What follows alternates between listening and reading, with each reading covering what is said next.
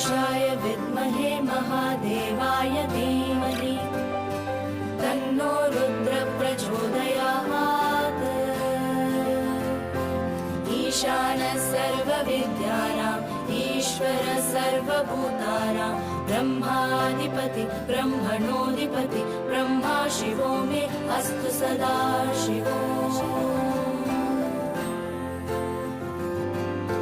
नमो हिरण्यबाहवे हिरण्यवर्णाय हिरण्यरूपाय हिरण्यपतये अम्बिकापतये उमापतये पशुपतये नमो नमः।